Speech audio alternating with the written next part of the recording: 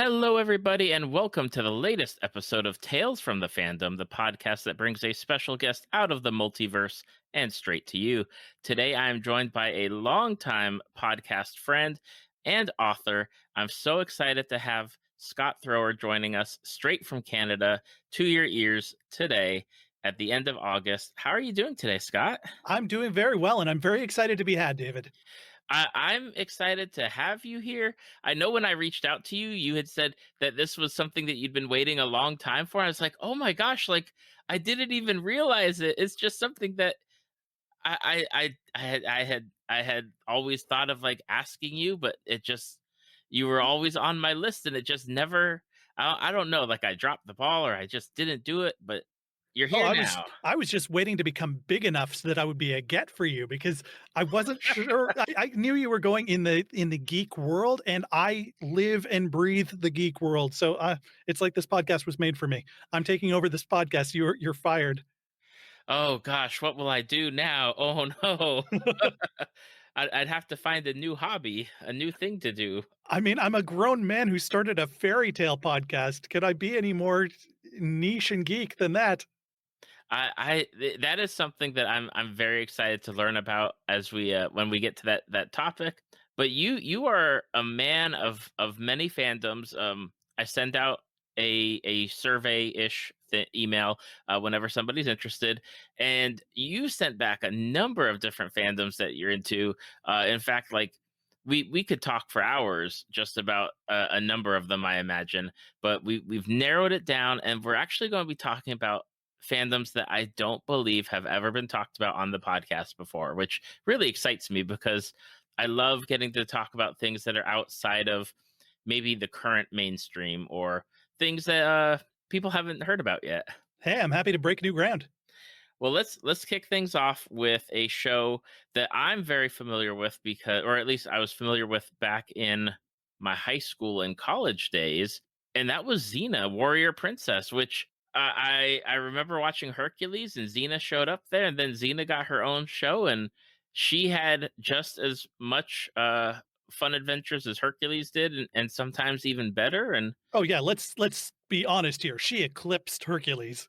I definitely like. I can't say 100%, but if you say it, I gotta go with it because um, I think there's a portion of time where both in the later half of Hercules and the later half of the Xena runs was when I had either phased out of the shows or had just like moved on to something else. So there's definitely a gap where I'm like I have no clue what like the ends were, but I remember like Xena was very solid.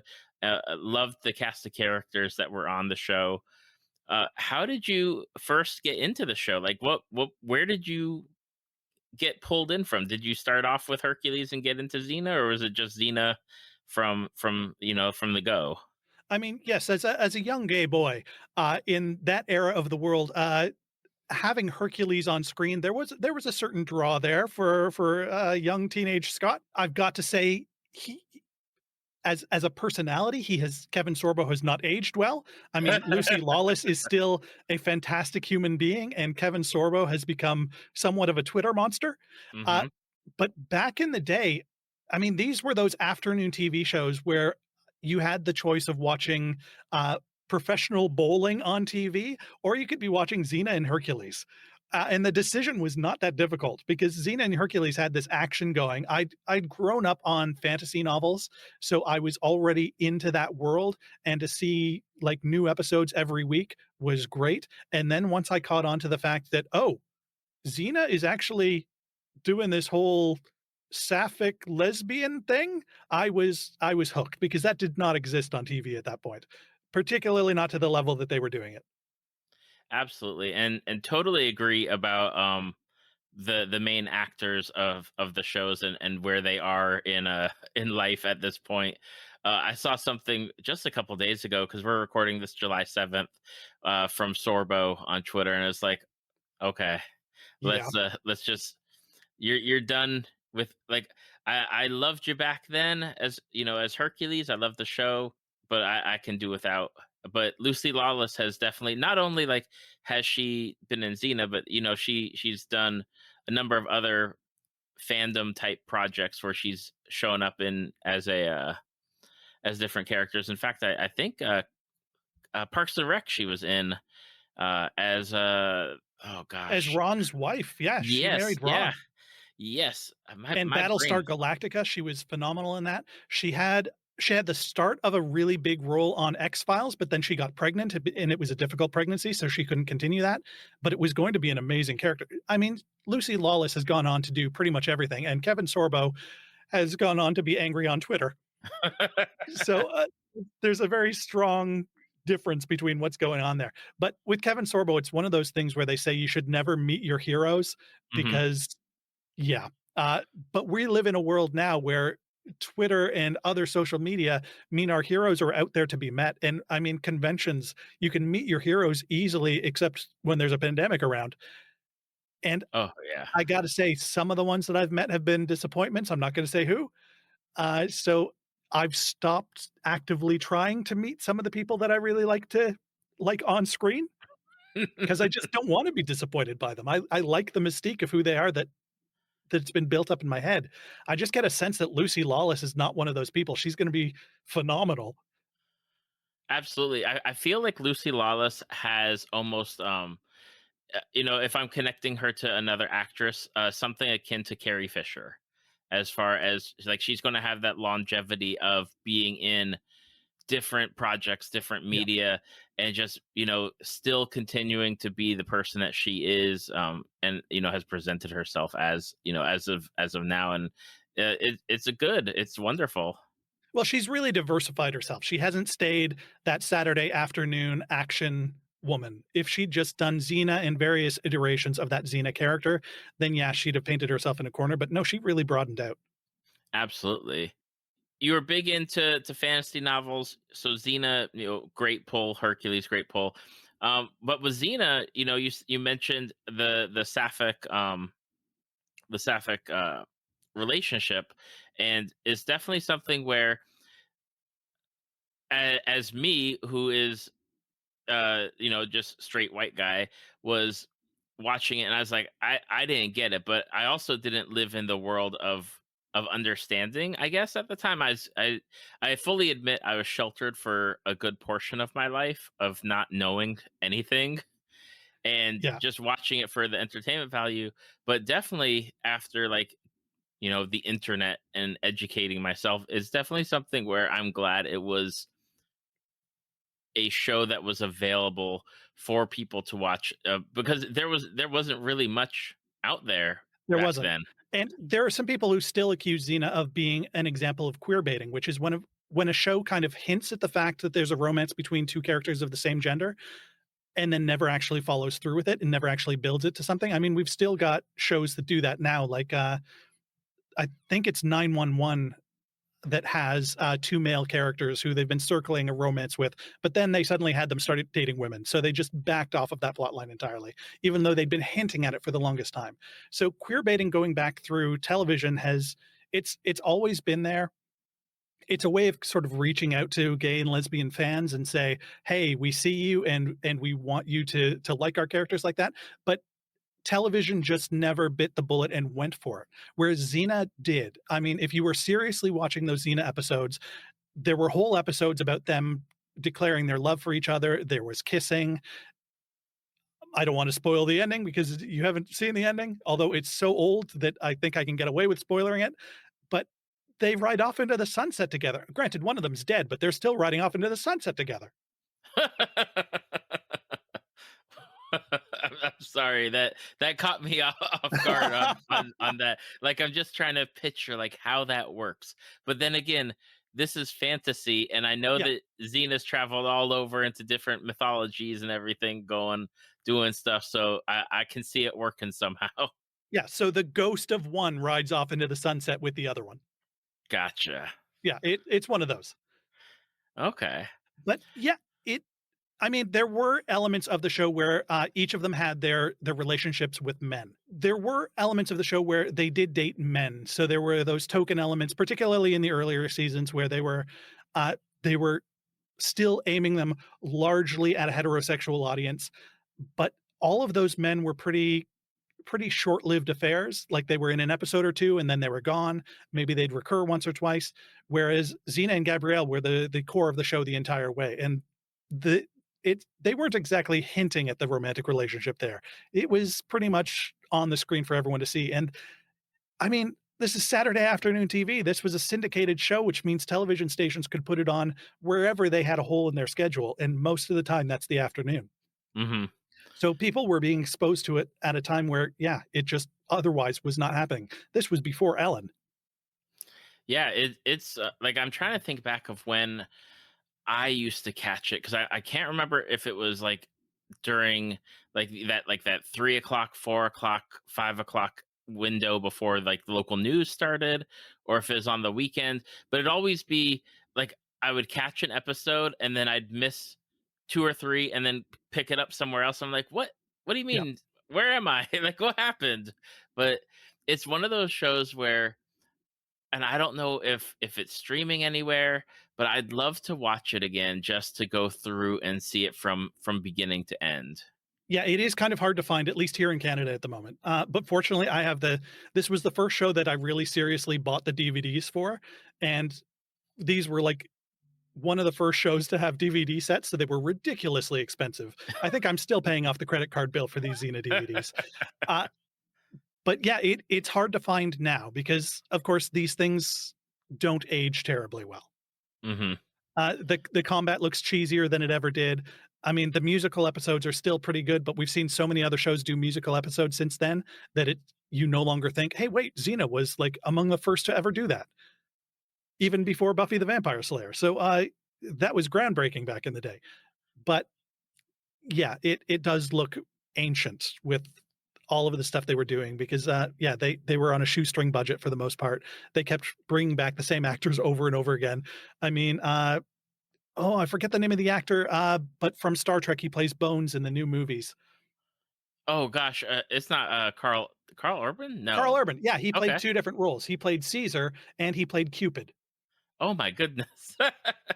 And the only real difference was that he they bleached him blonde for Cupid, but otherwise, I mean, it was blatantly the same guy, and there were only, like, 5 seasons of Xena, so it's not like they spread it out much, and both of the characters were reoccurring, so he was in a bunch of episodes. Dang, I thought Xena went for like 6 or 7 seasons, but five. Okay. I don't think it was that long, but yeah, I Okay. feel the need to Google. I feel the need to Google too. I'm looking it up right now just to double check. 6 seasons. Okay. Okay, I stand corrected, but yeah, it wasn't all that long. No, it definitely. I mean, for what they put out, it looks like a 134 total episodes. That is nothing to like shake a. That's something more than what a lot of Fox TV shows get nowadays. Yeah. And the standard was pretty good. I mean, for Saturday afternoon TV, we were used to very low quality, Hmm. whereas Xena came in with these storylines that actually continued through the seasons, which was another thing you didn't see in syndicated TV all that much. You were used to Star Trek standalone episodes where, yeah, everything reset between the episodes, whereas Xena was actually building story, particularly once the pregnancy got involved and they had to explain how Xena in this sapphic relationship was suddenly pregnant and yeah, there were some convoluted explanations for that sort of thing. There was the time jump that happened between 2 seasons, but there were continuing storylines through the season. So if you were watching the way you were watching, where you were only catching an episode here or there, I could see it being very confusing sometimes. Oh yeah, I think there's one time where I turned it on and they were in like a modern day setting, like writing Yeah. Xena or creating Xena, and I was like, I have no idea what's happening here. Yeah, that played into one of their reoccurring things of the fact that the characters reincarnated over time and they always found each other in each of their new reincarnations. Oh Because wow. the characters were so bound to each other that no matter how much time had passed, whenever they'd reincarnate, they'd find each other again. Yeah, so there was a deep reason for that, but they played it off as comedy because it was able to jump the line from comedy to drama and back and forth and heavy melodrama sometimes. Now with Xena, did you have like was Xena like your go to character on the screen, or were you more like Gabrielle, or were you more, or is there like another like favorite character of yours that is on the show? It's hard to argue against Joxer the Mighty because he was just amazing. Ares was really good, but yeah, for me, it was Xena. Gabrielle is an interesting character, but there's I mean, for several of the seasons of the show, she was a pacifist, and having a pacifist traveling with Xena, who was a warrior, it created a nice dynamic between the two. But it was also like, oh, yeah, Gabrielle, you're a stick in the mud. So, yeah, for me, it was always Xena because Xena had the amazing redemption arc. Because, of course, Xena, when she was introduced in Hercules, she was the villain. Hmm. And then at the beginning of Xena, she'd had a revelation and she was coming around and she was trying to redeem herself in her own eyes, which gave her an amazing character arc, gave a lot of depth to Plum there. And she did it beautifully. And the show really, really delved into her character to make her into the hero that we all knew she should be by the end of the first episode. So there was character development which you just did not see in daytime TV. No, not absolutely, and it's definitely something where I remember watching the show and being invested in her character and the journey. And I do have to say, as far as like have traveling with a pacifist, I've played many a Dungeons and Dragons games where people tried to play that, where it's like the group of like five people and four of you are like fighters and everything, Yeah. and one person's like, no, no, let's not do that. And it's like, what are you doing here? Come on. Yeah, it's the same way when you have a D&D party and one of them decides to be evil and everyone else is lawful good.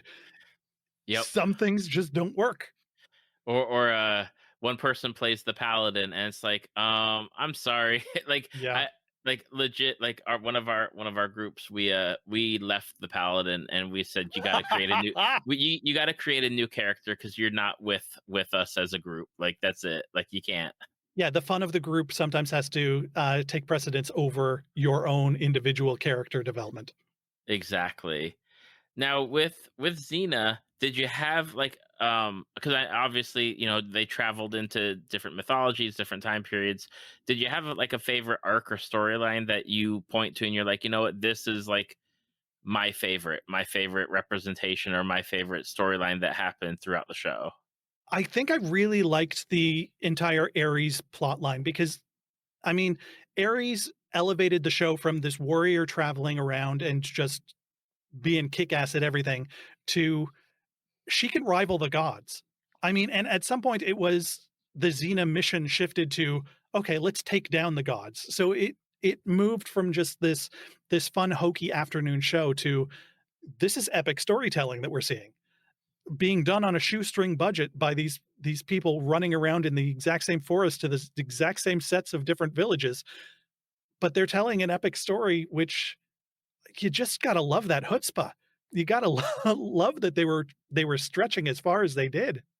Yeah, it's like you're making me want to go back and watch it because especially I need to like tie from the beginning to how they ended and see what goes on because I just remember really enjoying the show when I was in that my teenage years of watching it, and I feel like I missed out and now I need to watch it. Well, then I've done my job. I mean, isn't the point of talking about our fandoms of just convincing people why our fandoms are awesome? Yes, yes, but in a good and positive way and not a Twitter version of Fair. clubbing people over the head and saying this is my point of view. But if But any of your fans come out and say that Hercules was better, I am willing to throw down. okay, I will make sure that if we have to set up a rumble, we do it in a good manner so everyone can throw down about Hercules versus Xena. Yeah, I've been working out in the pandemic. I'm in better shape than I've ever been in my life. I can win this. Excellent.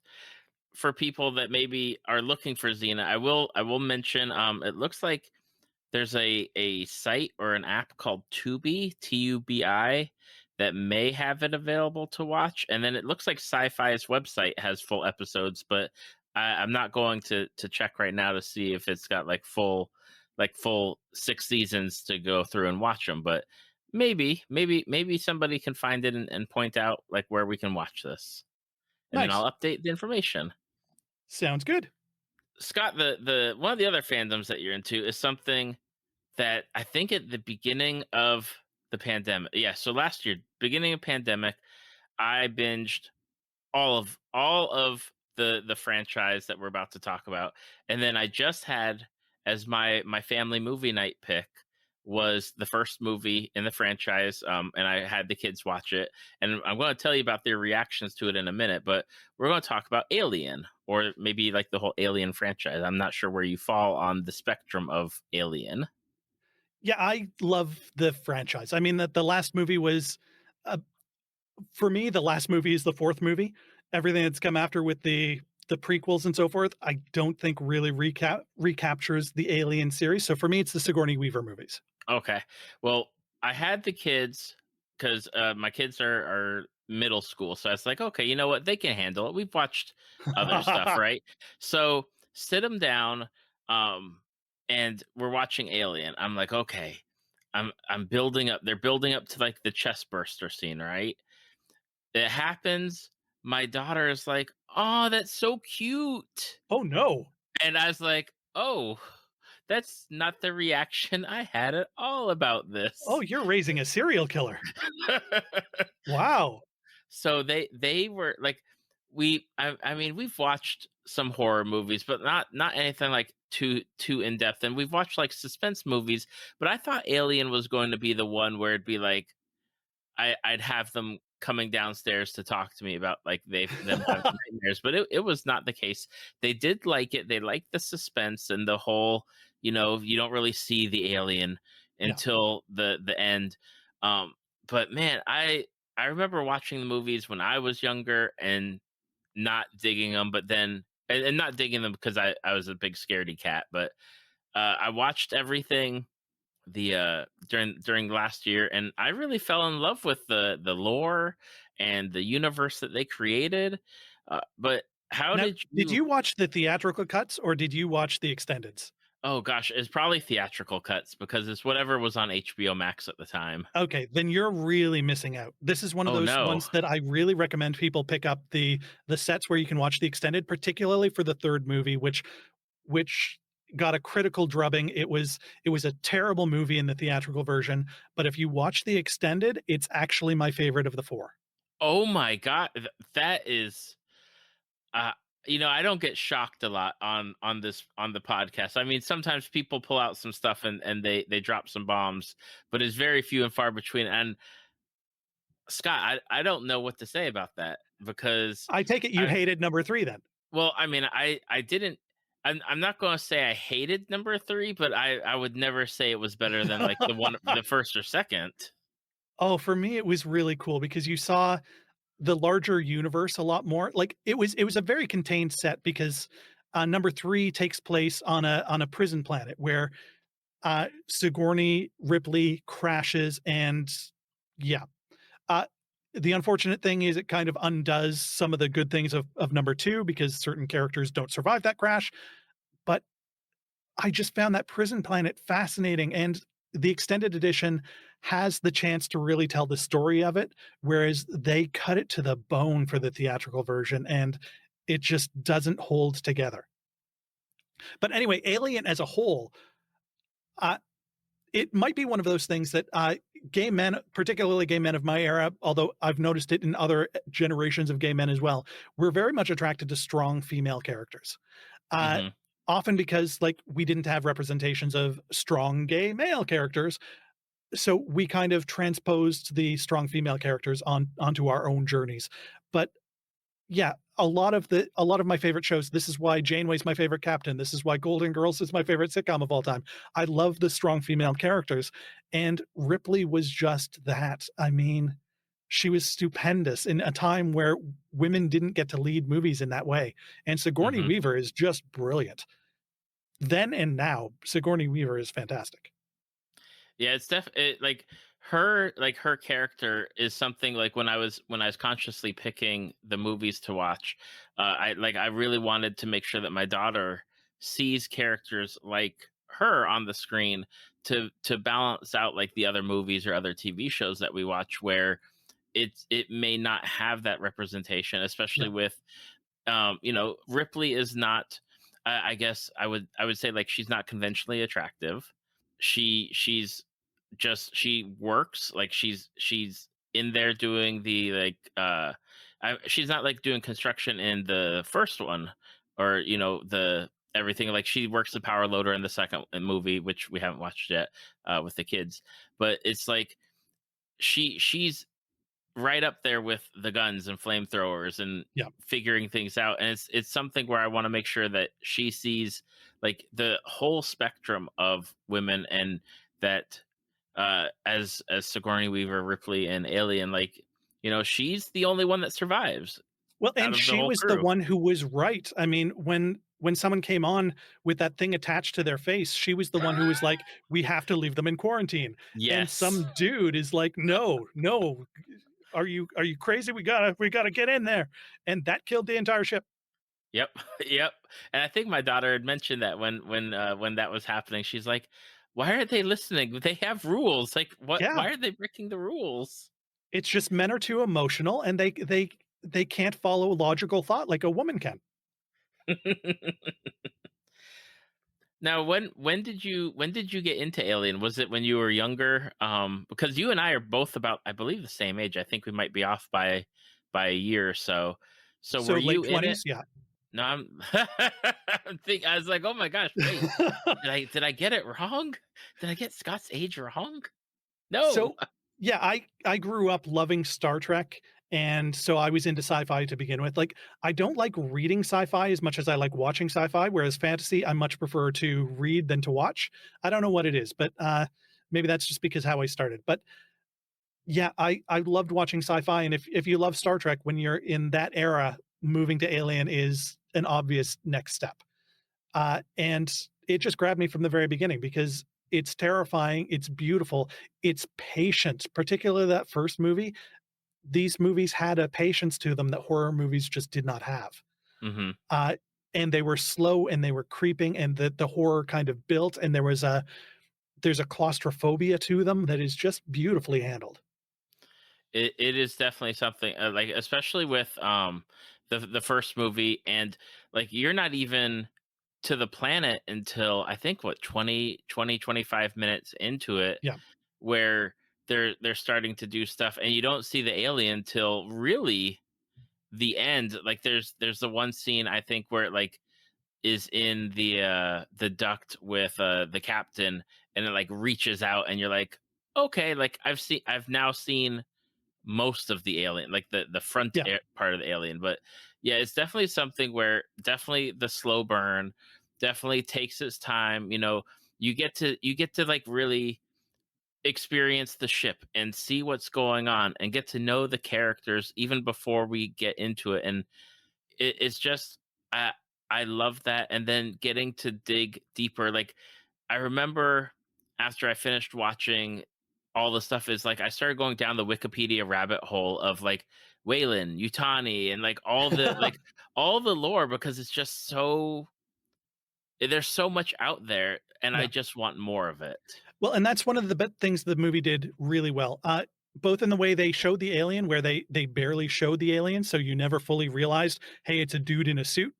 There are some shots where you can quite obviously make out the dude in the suit, Yep. uh, but they keep it subtle enough that your imagination fills it in, which is the best part of writing, where you give hints to certain things and you let people's imagination just fill in the blanks. So the mythology of the aliens is never fully explained. We have this mystery of this crashed ship that we figure out was taken down by these egg things, and we're mentally filling in that story. We don't have like 20 minutes of exposition where it is then filled in. But the later movies, I think, fell into that trap of exposition where they're like, okay, so we know these aliens are out there. Now let's explain everything. It didn't work for the Star Wars movies. It did not work for the Alien franchise. Stop explaining things. We don't need to know. Exactly. Like they drop that hint of, oh, there's like a hole in the chest cavity of this big alien creature, and you're like, okay, like something happened, and then you just go from there, and it's like, oh, they're bringing this weird alien thing that's stuck to the guy's face back, Yeah, once and the it just alien goes from an unknown quantity to, yes, we know all of the stats, we know its strength, its dexterity, its charisma, it's less scary. yeah, yeah, definitely. I kind of need to go back to three, like, because I'm fascinated by this. This extended version that you've watched, because I don't think I've ever heard about an extended version. Like, what do they go into more that they cut from the theatrical? So the assembly cut, which has the extra features, has a solid 30 minutes of extra footage. And that fills in so many blank spots that you just don't otherwise get. It gives the whole story room to breathe. I mean, I kind of don't want to dissect exactly what's in those 30 minutes because I really want to seduce your listeners into actually giving it a chance because it is I feel so bad for that director that they released this schlock and put his name on it, and he was furious about it, but it's because they just gutted the movie. Dang. Okay, I'm gonna have to go on a hunt for this alien. In fact, I'm gonna make a note right now so I can look it up after we get done with this. Alien 3. Okay. So, not to dissuade the listeners, but listeners, go find it. If I'm able to find it, I'm gonna watch it, and then I'll have to like post about it on Twitter or Facebook or something. Yeah, I And should be giving go out an from there. Amazon code because I think I could be making money off selling Xena and Alien 3 DVDs here. Hey, if you got links, you send them over, and I'll put them in the show notes. I'll put them in the show notes, Scott, just for you. I appreciate that. I know that they've done the Alien versus Predator. They did the Yeah. Prometheus, and then the Alien Covenant. I've heard talk of possibly, I don't know if it's like rebooting or re-envisioning or just making more Alien movies. Is that something you would like to see, or is it something where you'd like the franchise to just stay where it's been and just be done with it at this point? Yeah, I think we're risking at this point that the main villain of the Alien movies is becoming Ridley Scott because he's in one of those situations where they're letting him do whatever he wants, and what he wants is out of touch with what's best for the series now. He's doing the same thing that they did with the Star Wars prequels, where sometimes creators need someone standing in their way and to point out that yeah, what you're doing is just not quite working. So I would rather it rested for a while. I mean, there was talk of doing another Sigourney Weaver movie in the series where she'd hooked up with a certain writer who'd been working on something, and the story that they developed sounded like it was going to be amazing. But Ridley Scott was trying to do his movie, so he kind of put a stop to that. I'd love if they went back to that, but I don't know if Sigourney Weaver's still willing to go back to it since so many years have now passed. But yeah, I think you need some fresh thinking in the Alien series, and it's going to be difficult because so many people are going to be tempted to do the standard horror movie type tropes with the Alien. Whereas I think now you've got to essentially reboot because Ridley Scott has just weighed down the franchise with too much schlock now. Hmm. The further movies that he's done, the Prometheus series and so forth, that's all kind of got to be erased because we know too much now. Now, my last question is, because we're going to jump over to a video game in a moment. Did you ever play Alien Isolation? Because I've seen a few streamers stream the game, and I find it like I enjoy watching it, but I'm not sure like if you've played it or if you've seen it at all. Yeah, I've played about an hour or 2 of it. I didn't get too in fact, it's such a patient game that, like, the first hour of it, I don't think I saw the alien once. Uh, so I've played it. I keep meaning to go back to it, but I got hooked on another video game, so that kinda distracted me. Uh, so I like the theory of it because it's essentially, from what I've seen of it, one person on a ship trying to survive, which is exactly what the series should be. But, yeah, I haven't gotten into it yet. Okay, well, I will not spoil any of the information besides that you have not seen an Alien yet. So there's a video game, because we're just going to jump right into it. There's a video game that uh, I enjoy watching, and I don't know why I enjoy watching it, but I enjoy watching it, and I enjoy watching my streamer friends stream it, because they have different play styles, and it's always fun to see what they're doing. It's called Dead by Daylight, and it's something that really, it seems like it started off slow, but it's really picked up like a great community of people playing it. Lots of different things going on, introducing a number of different characters to play. How did you get into Dead by Daylight? So I got into it through Twitch. With the pandemic, I was just looking for a situation that would kind of fill some of the silence in the apartment because I've been work from home for 16 months now, and I supervise a large team. So my team is 26 people. I'm used to constant chaos of people talking to me. I'm used to constant noise. And suddenly I was in an apartment that had none of that. I just had a very quiet cat who liked to sit there and stare at me. So uh, Twitch gave me a way of just having that background noise of people doing things and people talking to each other while I got my work done, and I found it made me more productive in my job. So I started following Twitch, and there's a huge following for this particular game on Twitch, particularly among the LGBTQ population. LGBTQ people tend to embrace horror in a way that straight people don't quite. I mean, straight people love horror. Gay people love horror. Uh, we are all over it. Uh, so there's a huge following there, and you can easily meet a lot of gay people, including gay people from my own town, who are streaming Dead by Daylight. And what's so great about it is a perfect game for streaming because it gives you short, bite-sized moments of drama that seem to have a little bit of a plot line to it and actually feel like they have stakes. So you're not watching someone play solitaire for 3 hours where nothing they do actually matters, and or like some of these longer games, like watching someone play Dragon Age, which is what I'm doing on Twitch these days. There aren't many stakes to Dragon Age. Someone can just reload their game if they die. Hmm. There's nothing to it. Whereas in each of your sessions of Dead by Daylight, you've got 4 individuals who are playing as survivors and 1 person playing as a killer. And that killer might be a famous killer because like Freddy and Michael are in there, or it could be one that was created specifically for the game. But for each session of the game, these 4 survivors are dropped into an environment, and so is a serial killer. And those 4 people have to find their way out. So there are stakes there immediately. People are invested, people get angry, people rage quit, people get stressed out playing this game. And my first month of playing this game was just me panicking constantly until I kind of got used to some of the elements. And now I'm a little bit calmer, but there are still those moments where I scream because something has happened that should not happen, and I'm not going to survive.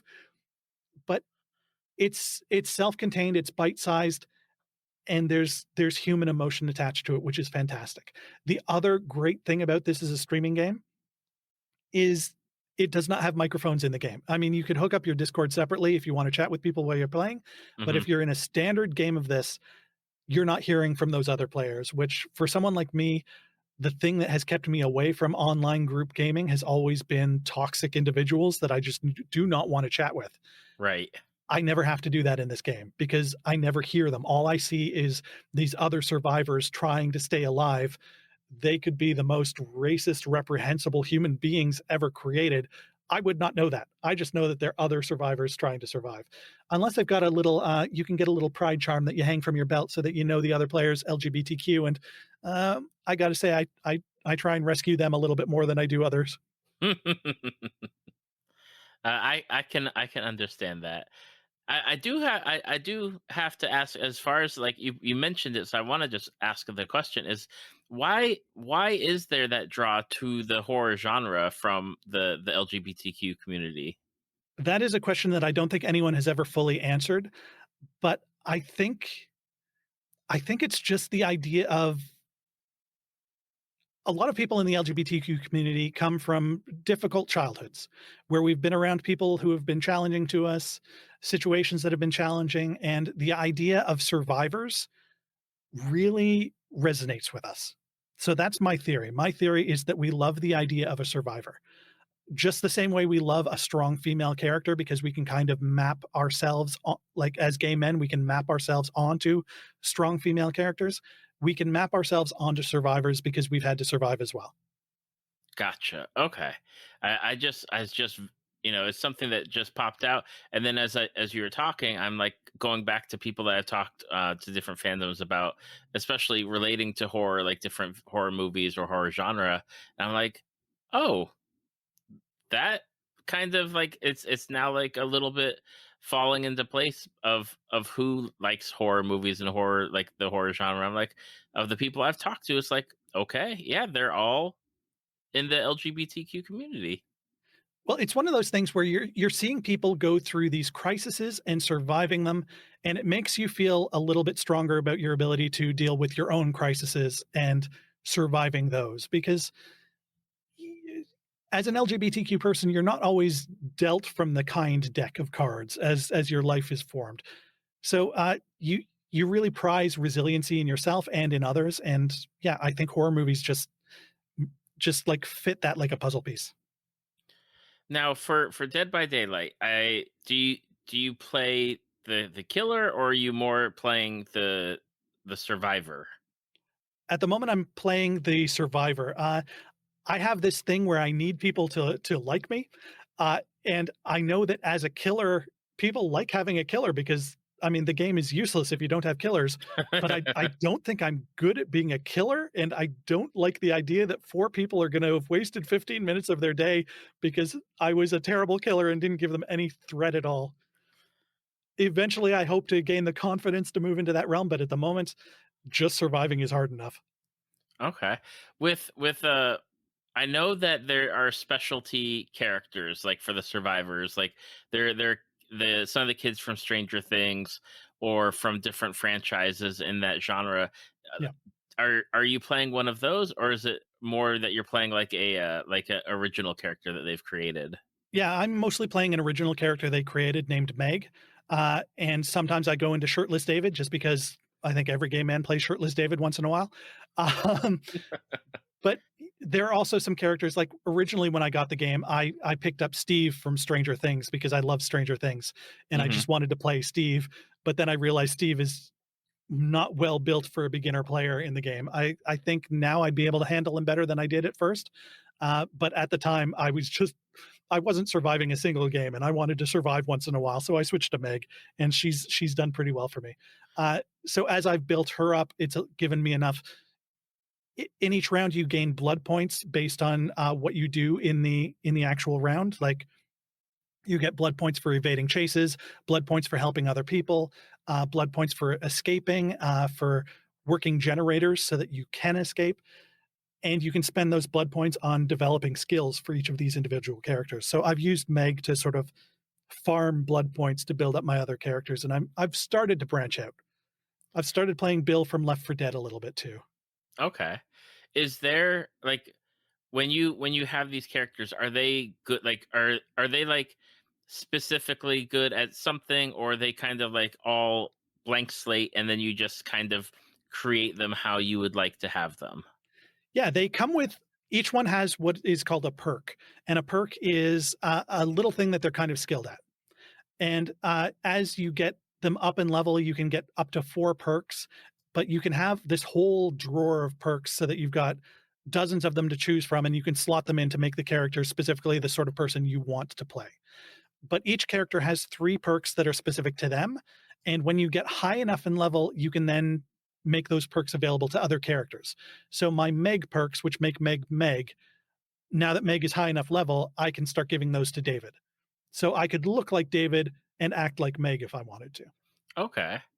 So it does have like a level of customization, so that way Totally. it's not like you're like overlapping with maybe one or the other two player, or the players that you're playing with, where it's like, oh, you're all have the same like abilities and stuff, that you like you're different enough that you're each like contributing and being a part of like a survivor team essentially. Yeah. And that gives a bit of the mystery because you could have 2 Megs in the same game, but they could be very different Megs because they've chosen different perks and they one might have taken some perks from David. So she looks like Meg, she acts like David. But this game Gotcha. also has the most brutally long training period of any game I've ever played in my life. Learning to be good at this game takes forever.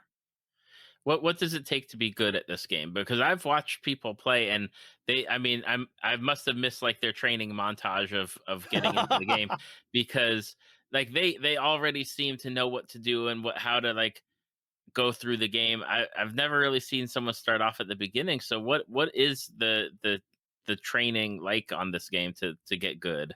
Yeah, and we should make sure that people know that it takes a long time because some of these streamers, like I think Haslan, who is one of the so-called shirtless streamers, because he streams shirtless, which draws in extra audience.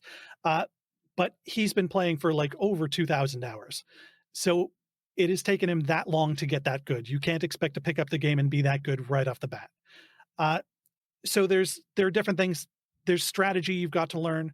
You've got to learn what the different perks are and how to recognize them in other people. Some people can do that innately. Some people actually go out and study the game. I don't think it's for each of these things. You don't have to be good at all of them, but you have to be good at some of them. So hand-eye coordination, strategy, learning the geography of the maps, which shifts from map to map. But there are certain things you can recognize about a map. If you're on a certain map, you know there are certain techniques that work better than other techniques. And just knowing the killers backwards and forwards and knowing how the killers tend to be played, knowing just from history how people tend to act in a certain map. There are certain maps where people like to cluster around the edges and just stay away from the middle. And if you know that, it's so much easier to find people and kill them. Uh, so there are a whole lot of dynamics that you can learn as you go. Not everyone is good at every one of those, but if you get really good at one or two of them, you can be very effective in the game. But each of these takes time. Just learning how to vault through a window without making noise can take you hours and hours and hours to learn. Learning how to loop, which is how to run around things in a way that keeps the killer from catching up to you, so that you're playing this mind game of only running part way and then turning back because you're pretty sure the killer wouldn't go all the way around. The mind games take forever to learn. And then in each session that you play, you don't know who that killer is. You don't know who logged in and got assigned to that killer. So you've got to relearn them because you've got to see how they're playing in that specific game so that you know how to survive that particular person playing that particular killer. There's a depth to the game which is frustrating and maddening and fascinating. Yeah, it's whenever I watch it, it's like I definitely enjoy seeing, from the person who's streaming perspective on like their goals, whether it's the generator, whether it's getting the people off the hooks, or trying to get the killer to chase them for so long, so that way the other survivors can work the generators or do what they Yep. need to do to get like the escape. I guess the escape qualificate. I don't know if it's called like a to Yes. get those requirements met, so that way you can escape. And it's interesting because the way the game works, it pulls you out of your comfort zones. Because if I was just left to myself, I would be working on generators and just going from one generator to the other and trying to just do that. But then I wouldn't be getting many blood points because I'd just be getting the blood points for the generators. I wouldn't be getting blood points for anything else. So the way the point system works, it's forced me out of my comfort zone so that I'll start saving people, I'll start healing people, I'll start letting the bad guy chase me instead of trying to hide 100% of the time, because it's one of the most important parts of the game as playing as a team of 4 is you've got to distract that killer for at least a quarter of the time. For anyone else to get anything done, there has to be a period of the time where the killer is after you, Hmm. and that's terrifying.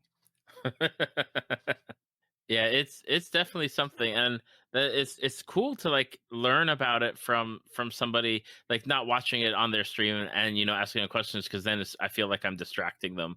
Yeah. So it's nice to learn in this setting, because now it helps me now to understand what I'm watching and the gameplay involved, because I'm like, why are you like, I understand like the reasoning, especially with like the hey, follow me, so that way the other people get stuff done, but Yeah.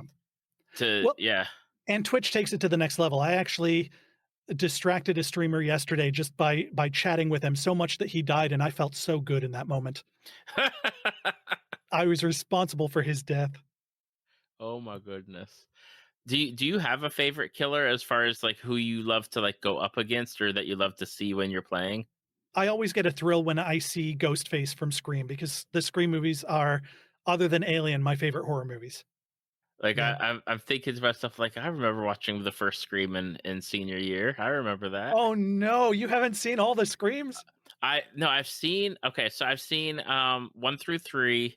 I haven't seen 4, and then I didn't see the TV show.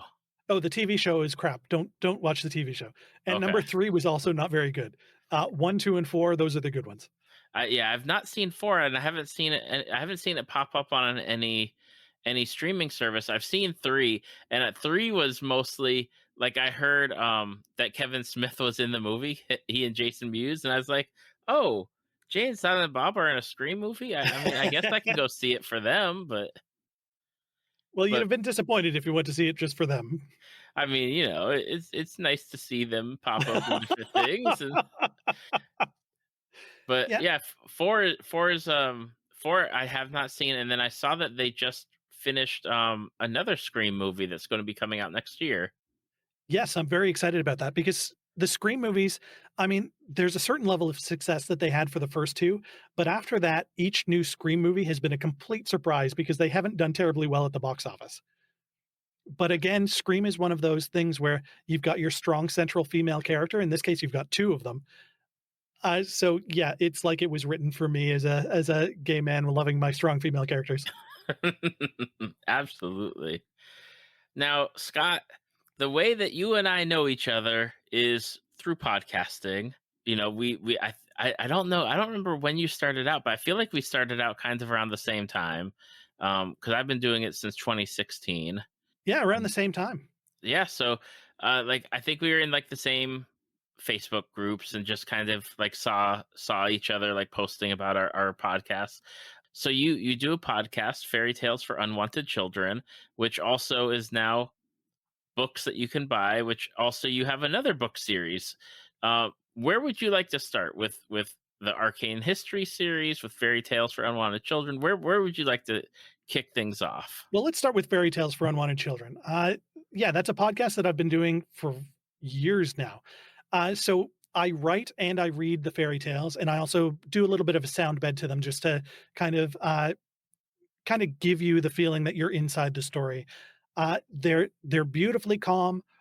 They're sometimes deeply creepy. These are stories for people who do not deserve happy endings. So these stories get a little dark. They are not meant for children, but they do get used by a whole lot of my fandom just to put themselves to sleep. I've got so many of my comments, which it took me a while to get used to getting this feedback, that people have been using it as their way of falling asleep. My dulcet tones, apparently, the soothing nature of the story, just the historical aspect of being read to when you're falling asleep. I think it just Mhm. all combines to be a perfect combination. So I've got some people who've listened to episodes of the podcast dozens of times just because it's part of their ritual, which I absolutely love being that deeply ingrained into their lives. That's really awesome. How did you like come up with like the concept, like from start to getting it on to as a thing out there? Like how did you decide to do it? Well, I've always been a writer. I tried writing my first novel when I was 7 years old, and I still have the first chapter and a half that I made of that. It was a complete ripoff of the Terry Brooks Shannara series. So I can't prize myself for originality, but at least I was trying. And I went to university for creative writing, and at the time I was a playwright. And after university, I just stopped writing. So I wanted to do a podcasting project. This is actually my second podcast. The first one was terrible, and I don't want to mention it. uh, and then I saw the movie Meryl Streep's version of Into the Woods. I watched that movie, and suddenly the idea of the title, Fairy Tales for Unwanted Children, came to me. And within a couple of days, I'd written the first 3 episodes and had the first episode ready for release. And now we're well over 100 episodes. Originally, that first year, I was doing a fairy tale every single week. That year nearly killed me, so I slowed down. I'm now doing roughly 1 episode a month, but I want to get it back up to one every 2 weeks. Uh, but yeah, there's still original fairy tales. I've been writing them all myself. There's over 100 of them. They've been compiled into 3 different books. Two of the books, one of the books is based on just a certain character. One is just a basic storyline because there was a 4-part episode, which was novella length, so I just released it as a book of its own. And then the third book is 50 episodes of the podcast compiled together. Wow, that's pretty awesome. What is like your general flow or create like for an episode, um, as far as getting it from your brain to people's ears? Yeah. Uh, so what My process used to be very different than what it is now. It used to be that I'd keep a book by my side and I'd keep writing down just sentence fragments whenever they'd occur to me. And then when I sat down to write an episode, I would just go through those sentence fragments and just see which ones kind of stuck out and then just kind of meditate on them and eventually they would form into a story.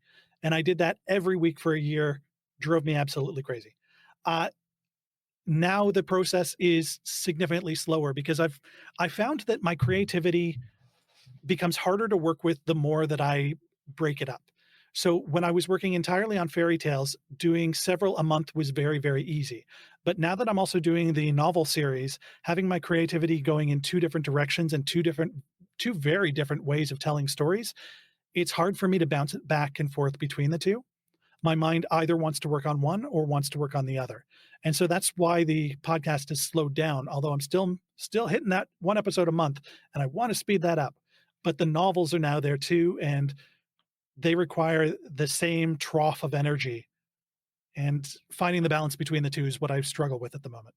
When you're writing, um, for the podcast, is it more of a I know you'd mentioned the sentence fragments now, but like now, are you just sitting down and you sit down and you're just like, okay, it's podcast time, and you go from there with your ideas? Because I find it fascinating that you have created 100 plus fairy tales.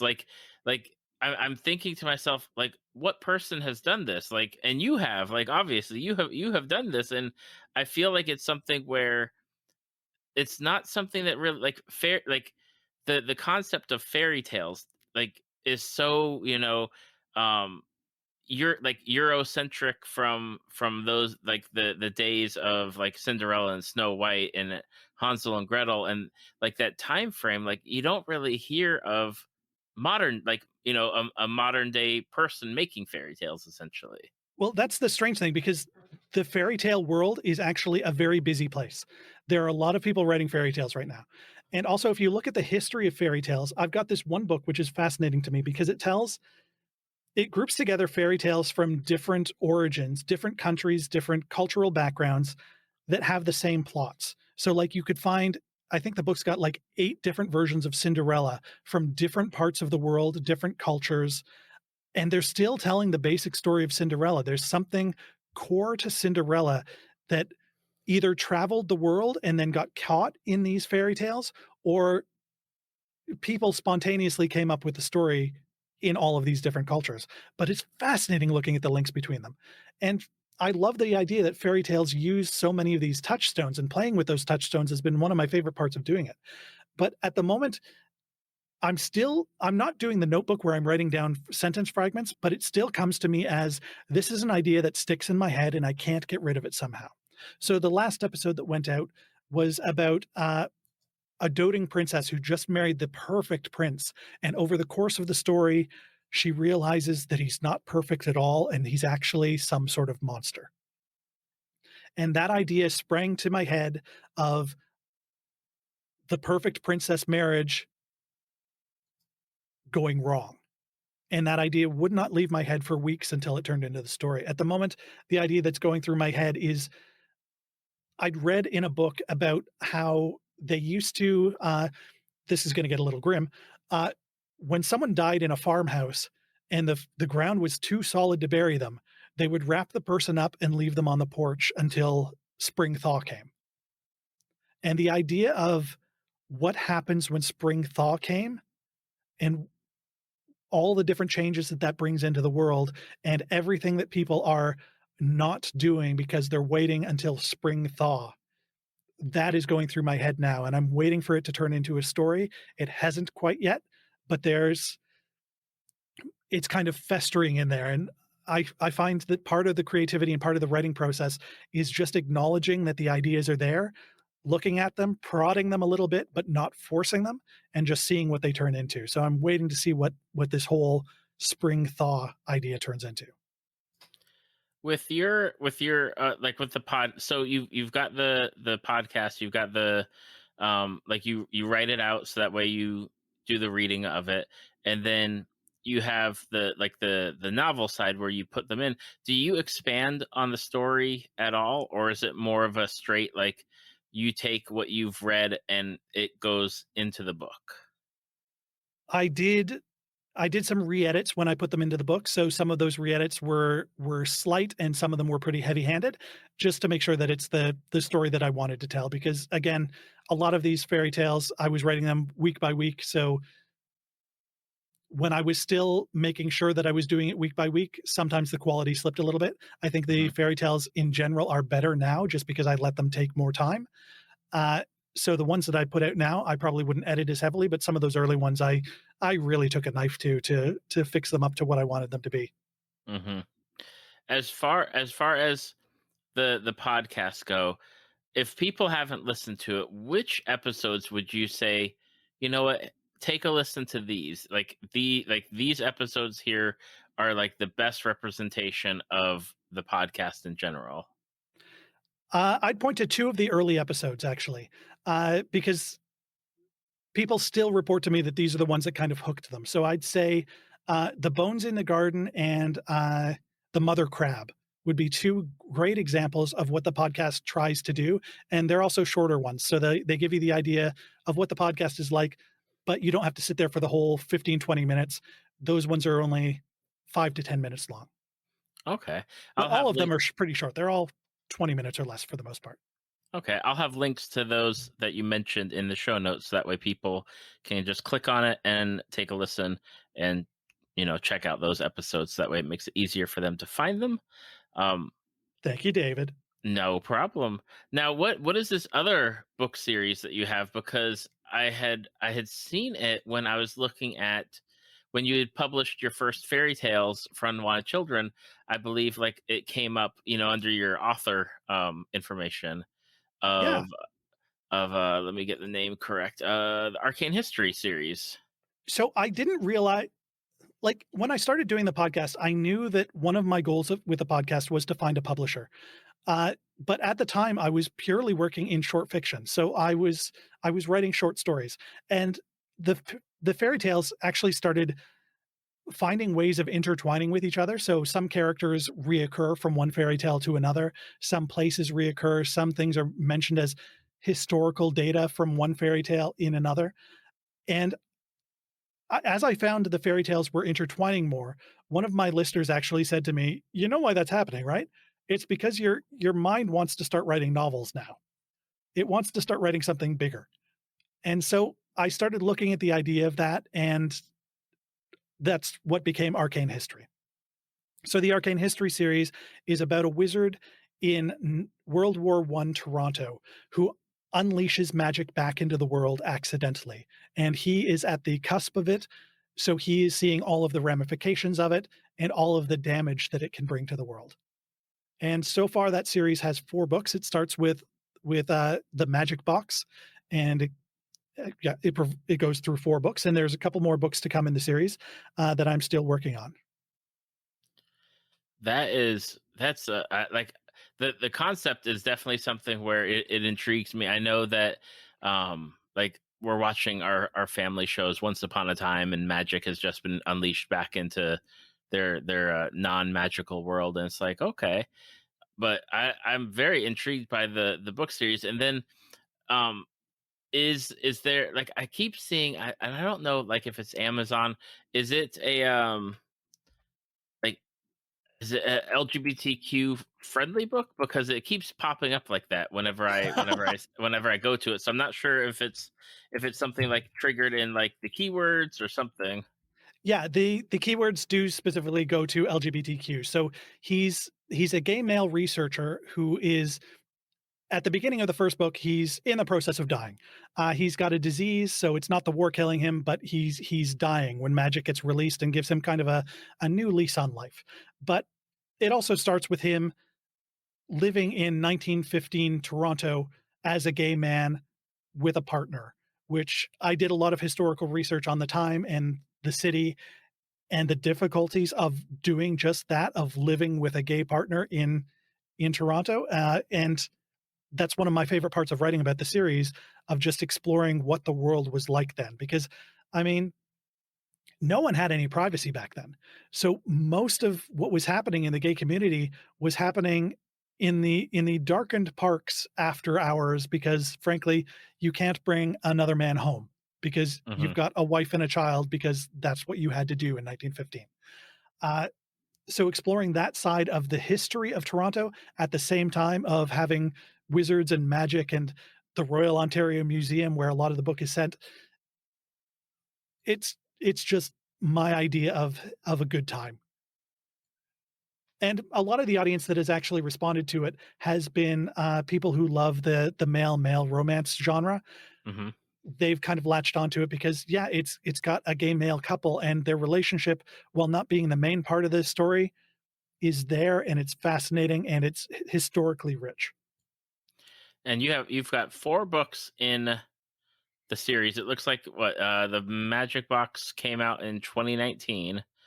Uh 320 pages, so it's definitely got like the weight to it, or the solid, it's not something where you just wrote something and threw it up on Amazon, because I've stumbled across some of those where I've read stuff and it's like I don't know who edited it or Yeah. read this, but it's not good. But like you've got four of the series here. How many do you intend to do, or do you know like offhand? Yeah, I think the series is gonna be 8 books in total.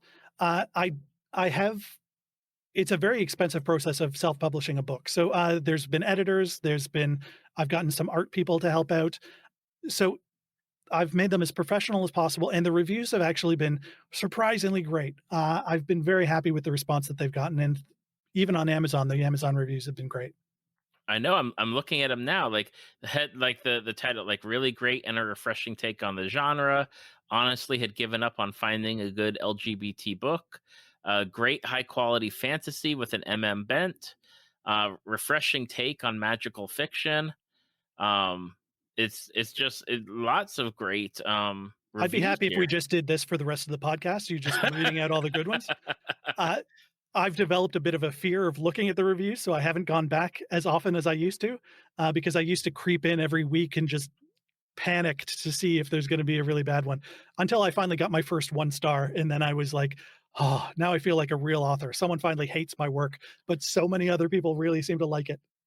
Oh my goodness, that is definitely something where like I know with on the podcasting side, like I remember getting my first like 1 star, but it was like a shady 1 star where somebody hit me with a 1 star but didn't like leave a comment about why it was 1 star. I'm like, well, that's kind of cowardly. Like, at Yeah, least at least tell me what the problem is. the first one that I'd found of my podcast where someone said something negative, I just typed the name of the podcast into Twitter to see who'd mentioned it possibly, and then I found one of the first tweets that popped up was someone saying, I tried to listen to it, but I just couldn't stand his voice." And yeah, it took a day or 2 to get over that, and then just realize that, okay, there's one person who couldn't stand my voice, but nothing you ever do is going to be for everyone. Exactly. You're going to Now, find your crew somewhere, so just do what you're doing. now with okay, so you've got the book series, you've got fairy tales for unwanted children, both in book form and the podcast. What is the future for you as far as everything? Like I know you've got you said you mentioned like the 4 books in the future that that you've got planned out, but what's the future for Scott in this realm of your work? I think the future for Scott is going to be the podcast continuing for at least a while. I think there's going to be another year or 2 of the podcast.